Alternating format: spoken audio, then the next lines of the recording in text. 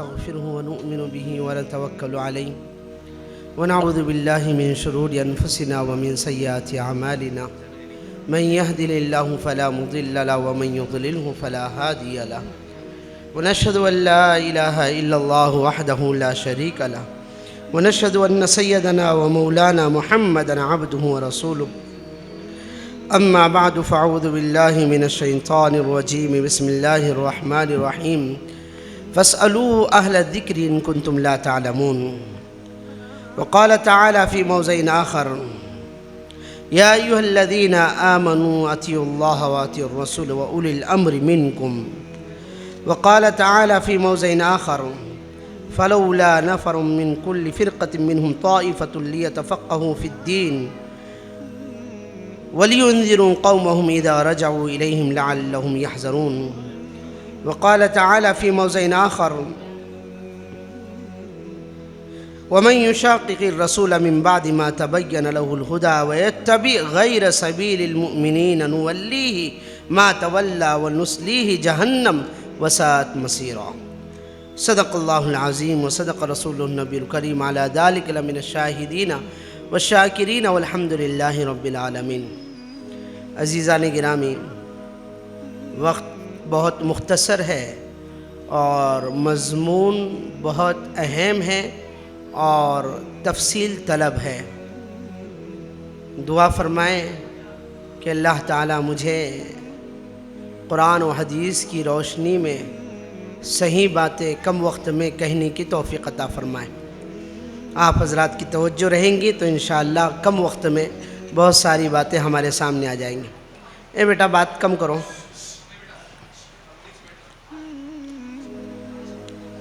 آج کا موضوع کیا ہے بھائی؟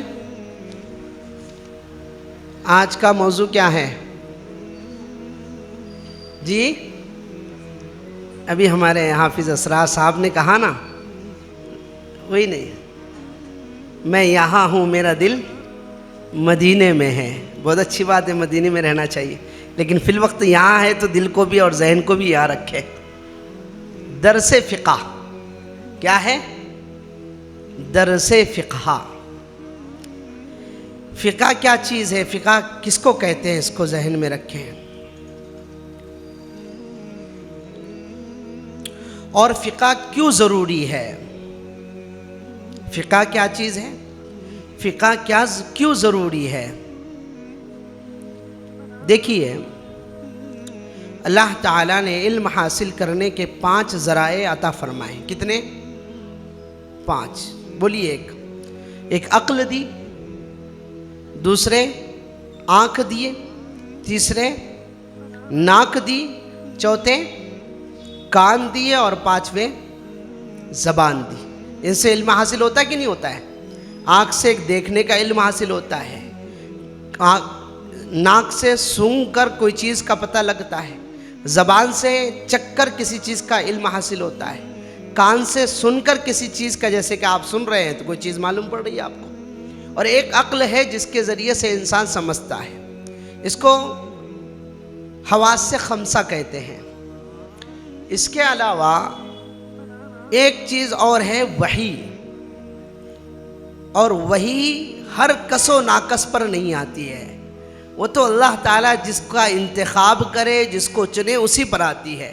اور وہ کس پر آتی ہے؟ بولیے بولیے، سونا نہیں ہے، جانگنا ہے۔ کس پر آتی ہے؟ سب کو معلوم ہے، نبیوں پر آتی ہے۔ کس پر آتی ہے؟ وہی نبیوں پر آتی ہے۔ تو اللہ ہم سے کیا چاہتا ہے؟ کن باتوں کا اللہ تعالیٰ حکم دے رہے ہیں، کن باتوں سے اللہ تعالیٰ ہمیں روک رہے ہیں، یہ ہمیں کیسے پتہ چلے گا؟ یہ وحی کے ذریعے سے۔ اور وحی آتی ہے کس پر؟ نبیوں پر آتی ہے۔ آئیے میں اپنے موضوع پر آتا ہوں۔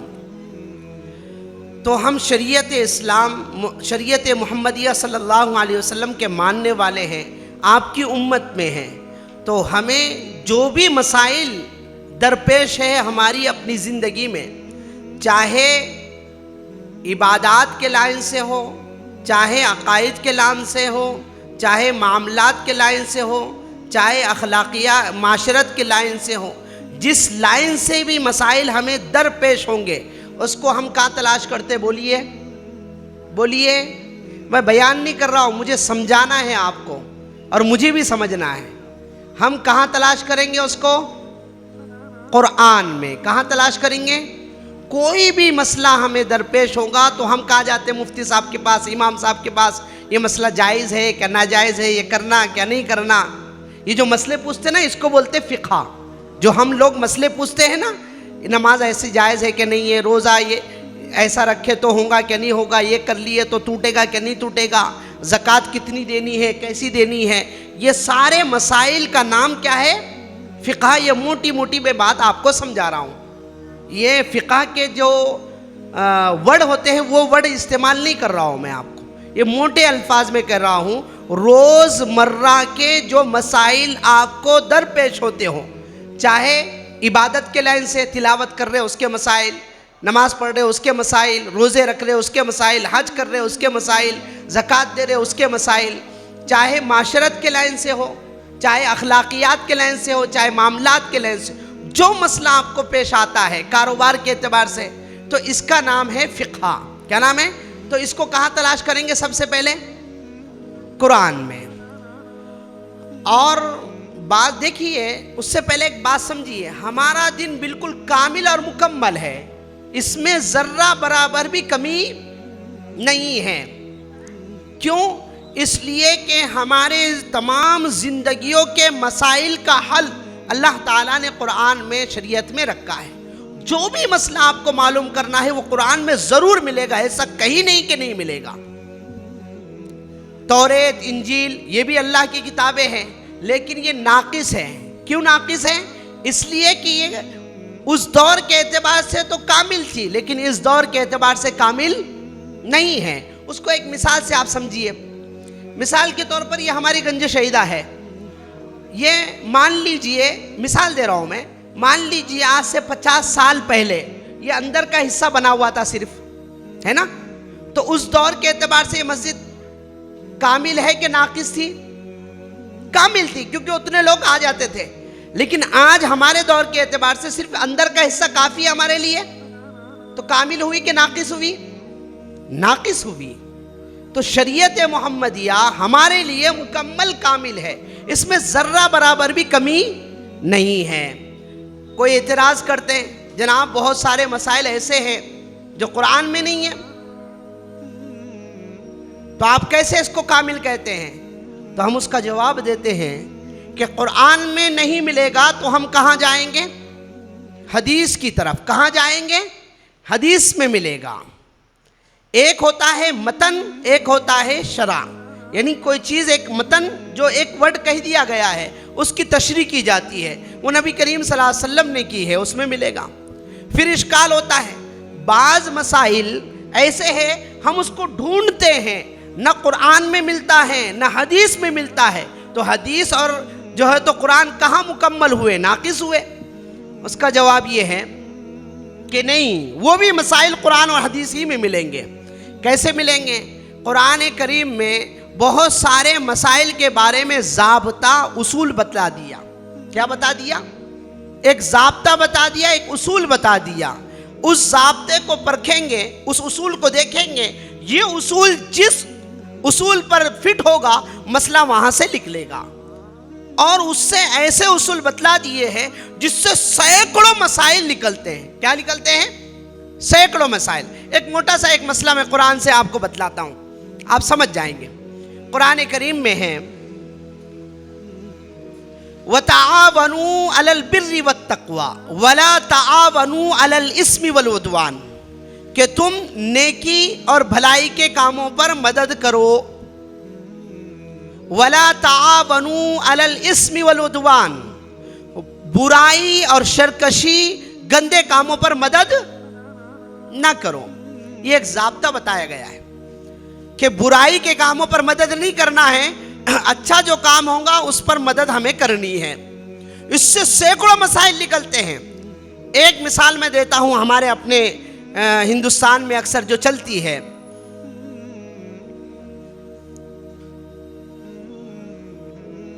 سوچ رہا ہوں دیوں کیا نہیں، دے ہی دیتا ہوں، حقیقت ہے. جھینڈو کے پھول بوئے جاتے کاشتکار بوتا ہے بیچارہ محنت کرتا کہ نہیں کرتا ہے؟ پورا پسینہ اس کا بدن سے نیچے تک آ جاتا ہے، تو بتاؤ اس کی کمائی حلال ہے کہ نہیں ہے؟ ارے بولیے، بالکل حلال ہے کیونکہ محنت کر رہا ہے. لیکن بتائیے کس مقصد کے لیے بوئے جاتے ہیں جھنڈو کے پھول؟ کس مقصد آپ جانتے ہیں اچھی طرح سے، سمجھ جائیے اس کو. جھنڈو کے پھول جس مقصد کے لیے بوئے جاتے ہیں، دسہرا دیوالی پر چڑھاوے کے لیے بوئے جاتے ہیں. ہم تو نہیں کر رہے لیکن ہم لا کر دے رہے ہیں، تو گویا کہ اس پر ہمارا کیا ہو گیا؟ تعاون ہوا. مسئلہ نکلا کہ نہیں نکلا؟ قرآن میں کہیں جھنڈو کے پھول کا تذکرہ نہیں ہے، کہیں حدیث میں یہ تذکرہ نہیں ہے، لیکن اس ضابطے سے یہ مسئلہ نکلا ہے، وَلَا تَعَاوَنُوا عَلَى الْإِثْمِ، کہ گناہ کے کاموں پر مدد نہ کرو. اب ایک اور مثال دیتا ہوں میں آپ کو جو عام ہے، بہت پرانی ہے. بینک میں نوکری کرنا، بینک میں چپراسوں کی نوکری کرنا، لکھنے کی نوکری کرنا، ہے کہ نہیں؟ ہر کوئی کہتا ہے. قرآن میں کہیں نہیں لکھا ہوا ہے کہ کر سکتے کہ نہیں کر سکتے، حدیث میں بھی کہیں نہیں لکھا ہوا ہے. لیکن چونکہ بینک میں لین دین کا ہوتا ہے، سودی الراشی والمرتشی کلاہما فی النار، سود لینے والا سود دینے والا دونوں کے دونوں کہاں ہیں؟ کلاہما فی النار، جہنم میں ہیں.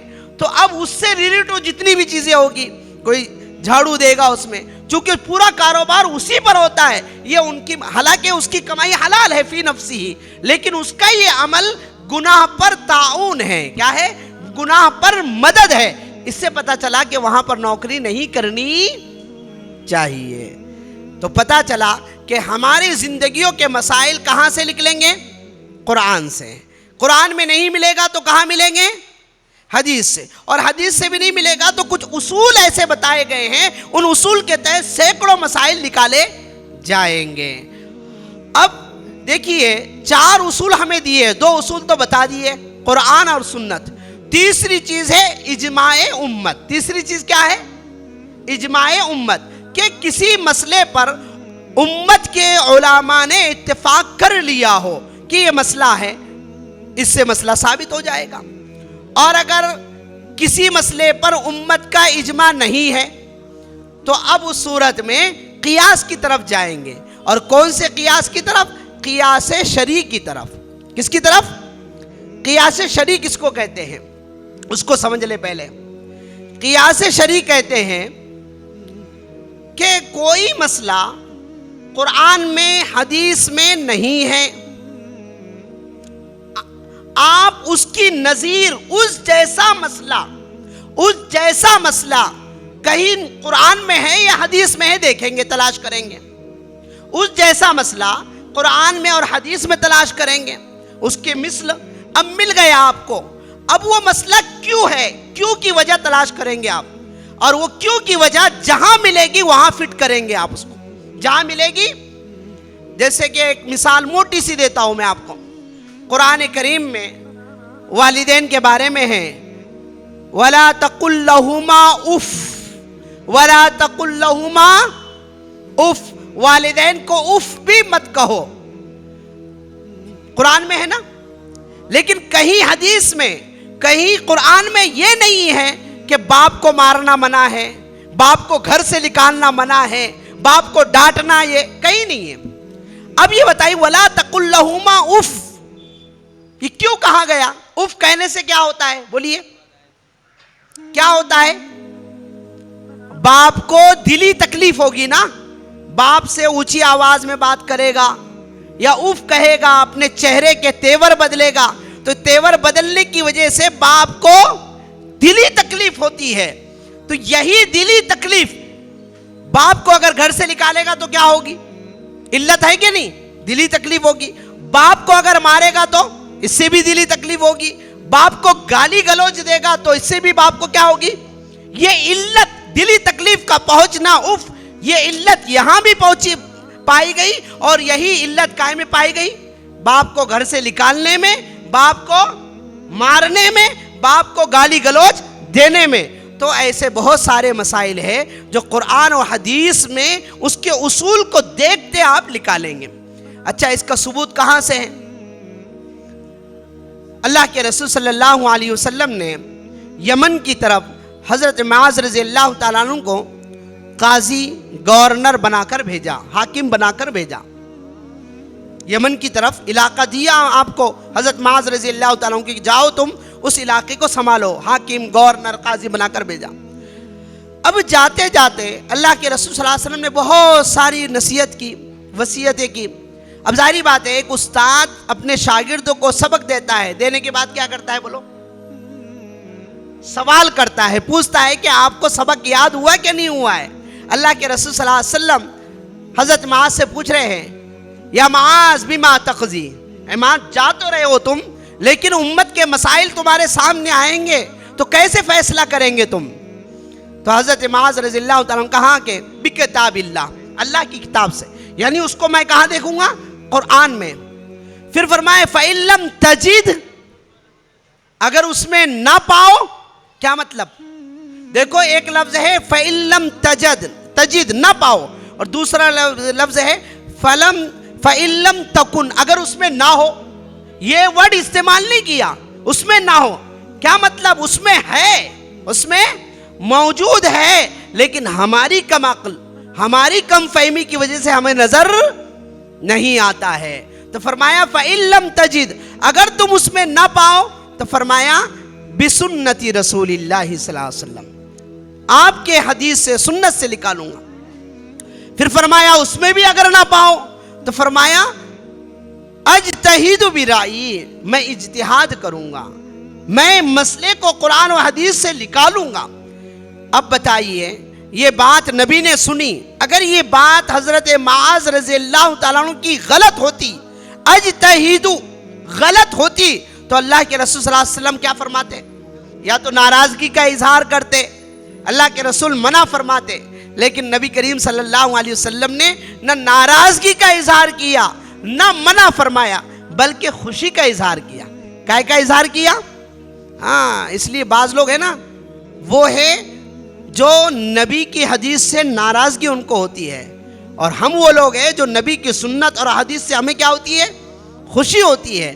تو اللہ کے رسول آگے فرما رہے ہیں الحمدللہ الذی وفق رسول اللہ، تمام تعریفیں اس اللہ کے لیے ہیں جس نے، کیونکہ میں یعنی رسول صلی اللہ علیہ وسلم اللہ کے قاصد ہے، اور معاذ کس کے قاصد ہے؟ اللہ کے رسول کے ہے۔ اللہ کے قاصد رسول اللہ صلی اللہ علیہ وسلم ہے، اور رسول اللہ صلی اللہ علیہ وسلم کے قاصد اور پیغمبر کون ہیں؟ حضرت معاذ ہیں۔ اللہ کے رسول فرما رہے ہیں کہ تمام تعریفیں اس اللہ کے لیے ہے جس نے میرے قاصد کو بہتر توفیق عطا فرمائی ہے۔ پتہ چلا کہ مسائل کا استنباط قرآن اور سنت ہی سے نکالا جائے گا، اسی میں ہمارے سارے مسائل کا حل ہے۔ آئیے میں قرآن کریم سے آپ کو دلیل دیتا ہوں۔ قرآن کریم میں ہے، بعض لوگ کہتے ہیں کہ حدیث اور قرآن، یاد رکھو ہر مسئلے کا حل حدیث اور قرآن ہی میں ہے، اور اسی سے مستنبط یعنی مسائل کو نکالنا پڑے گا آپ کو، اس کے باہر سے نہیں نکلیں گے۔ لیکن بعض کہتے ہیں ڈائریکٹ، انڈائریکٹ نہیں، ڈائریکٹ ہم نکالیں گے۔ آپ کو بتاؤں، ایک مثال دیتا ہوں میں آپ کو۔ یہاں حضرت مفتی انیس صاحب بھی موجود ہے، میرے بڑے۔ بخاری کا نام سنے کیا؟ بعض لوگوں کو بخار چڑھ جاتا ہے، موضوع کہیں اور جائے گا۔ احادیث کی ساری بڑی کتابوں میں سب سے بڑی کتاب ہے بخاری شریف۔ امام بخاری رحمۃ اللہ علیہ نے ایک ہیڈنگ سبق کا نام باندھا ہے، باب ما جاء من البول قائما او قائدا، کھڑے رہ کر پیشاب کرنا یا بیٹھ کر پیشاب کرنا۔ بتاؤ، بچے کو بھی پوچھیں گے بیٹا پیشاب کیسے کرتے تو وہ کہہ دے گا کیسے کرتے بھائی؟ کھڑے رہ کر کیا بیٹھ کر؟ بیٹھ کر۔ یہ نبی کی سنت ہے۔ یہ کس کی سنت ہے؟ نبی کی سنت ہے کہ پیشاب بیٹھ کر کیا جاتا ہے۔ اب اس باب میں جو روایت ہے ان النبی صلی اللہ علیہ وسلم اتا سبات قوم فبال قائما، پوری روایت جتنی بھی ہے وہ کھڑے رہ کر پیشاب کرنے کی ہے، بیٹھ کر پیشاب کرنے کی کئی روایت اس باب میں آئی نہیں، امام بخاری نے نقل ہی نہیں کی ہے۔ جو بھی روایت ہے وہ کیسی ہے؟ بیٹھ کر پیشاب کرنے کی ہے۔ اب بتائیے اس حدیث کی وجہ سے کیا کھڑے رہ کر پیشاب کیا جائے گا؟ کیا جائے گا؟ بالکل نہیں کیا جائے گا۔ اس کو تطبیق دی جائے گی, سوچا جائے گا کہ اس روایت کا کیا مقصد ہے, اس روایت کا پس منظر کیا ہے. اور یاد رکھو جب تک قرآن اور حدیث کو سمجھنا ہے, قرآن اور حدیث کو سمجھنا ہے تو قرآن اور حدیث کو سمجھنے کے لیے نبی کی زندگی کو اور صحابہ کی زندگی کو سمجھنا پڑے گا. جب تک ہم نبی کی پوری لائف کو اور صحابہ کی پوری لائف کو نہیں سمجھیں گے, قرآن اور حدیث کو سمجھ ہی نہیں سکتے. کیوں؟ اس لیے کہ قرآن نازل ہوا تھوڑا نبی کریم صلی اللہ علیہ وسلم پر, اور کس کی موجودگی میں؟ صحابہ کی موجودگی میں. اور کس وقت نازل ہوا؟ جب صحابہ کو کسی مسئلے کی ضرورت پڑی, جب ضرورت پڑی اس وقت میں نازل ہوتا گیا ہے. تو قرآن کو سمجھنے والے نبی تھے, اور نبی سمجھانے والے تھے صحابہ کو, جو اپنی آنکھوں سے اور اپنی موجودگی میں قرآن نازل ہوتا ہوا دیکھا کرتے تھے.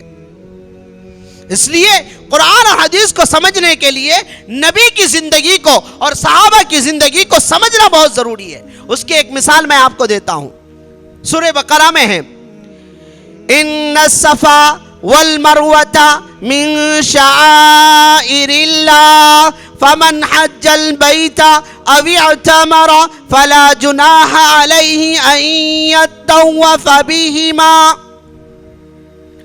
بے شک صفا اور مروہ, اللہ کرے ہم سب کو اپنی گھر کی حاضری نصیب ہو, نبی کریم صلی اللہ علیہ وسلم کی قبر اطہر کی زیارت ہم سب کو نصیب ہو. صفا اور مروہ یہ اللہ کی نشانیوں میں سے ہیں. آگے فرمائیں, جو حج کرے یا عمرہ کرے. اس سے پہلے ایک مسئلہ ذہن میں رکھ لیں کہ جو عمرہ کرنے والے حضرات ہوتے ہیں یا حج کرنے والے ہوتے ہیں تو صفا اور مروہ کی صحیح کرتے ہیں. کیا کرتے ہیں؟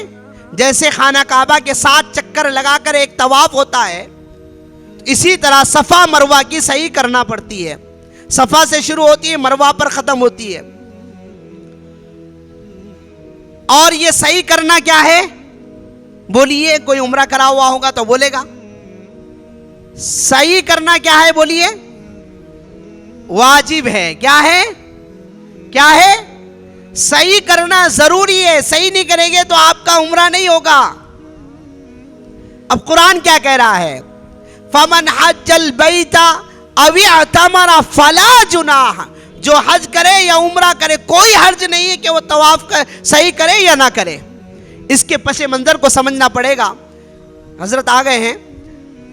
ہوا یوں کہ جب صحابہ مدینہ سے مکہ آئے ہیں اور انہوں نے دیکھا کہ مشرکین نے صفا اور مروہ پر بت رکھ دیے ہیں, اور صحابہ جب دوڑنے لگے تو صحابہ کے ذہنوں میں یہ بات آئی ہے کہ صفا پر بھی بت ہے اور مروہ پر بھی بت ہے, اور ہم اگر ایک بت سے یہاں سے دوڑیں گے تو دوسرے بت کی طرف اور دوسرے سے پہلے بت کی طرف, یعنی ہمارا دوڑنا ان بتوں کے لیے ہوگا. یہ صحابہ کے ذہنوں میں اشکال آیا تھا, صحابہ وہاں رک گئے.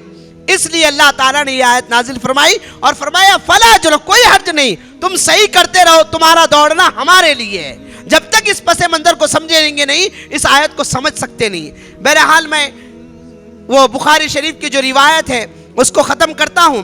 بخاری شریف کی جو روایت ہے, اللہ کے رسول صلی اللہ علیہ وسلم ان نبی صلی اللہ علیہ وسلم نبی صلی اللہ علیہ وسلم سبات قوم, کہ سبات قوم کے پاس نبی آئے اور کھڑے رہ کر پیشاب کیا. اس کی کیا وجہ ہے؟ فرمایا کہ ایک وجہ تو یہ ذکر کی ہے کہ نبی کریم صلی اللہ علیہ وسلم کے گھٹنے مبارک میں درد تھا, اس لیے آپ نے کھڑے رہ کر پیشاب کیا. دوسری وجہ یہ ذکر کی ہے بیان جواز کے لیے کہ کوئی مجبور ہے تو وہ کھڑے رہ کر پیشاب کر سکتا ہے.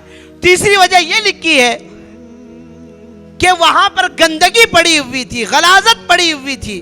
آپ اگر بیٹھ کر پیشاب کرتے تو آپ کے بدن مبارک پر اور کپڑوں پر گندگی آتی, اس لیے آپ نے کھڑے رہ کر پیشاب کیا. لیکن نبی کی سنت مستمرہ کیا ہے؟ کھڑے رہ کر پیشاب کرنے کی ہرگز نہیں ہے, بلکہ بیٹھ کر پیشاب کرنے کی ہے. بہرحال خلاصہ یہ ہے, فقہ کی ایک موٹی سی تعریف سن لیجئے. فقہ کہتے ہیں اس مسئلے کو جو قرآن سے, جو سنت سے اور جو اجماع امت اور قیاس شرعی سے ثابت ہو, اس کو کیا کہیں گے؟ بولو, فقہ کہیں گے. فقہ کسے کہیں گے؟ جو مسئلہ قرآن سے, سنت سے, اجماع امت سے اور قیاس شرعی سے ثابت ہو اس کو فقہ کہتے ہیں۔ اللہ تعالی ہمیں اپنی زندگیوں کو قرآن اور سنت کے مطابق گزارنے کی توفیق نصیب فرمائے، ہر طرح کی خرافات، بدعات اور اللہ تعالیٰ ضلالت سے، گمراہی سے ہم سب کی حفاظت فرمائے۔ وآخر دعوانا ان الحمد للہ رب العالمین۔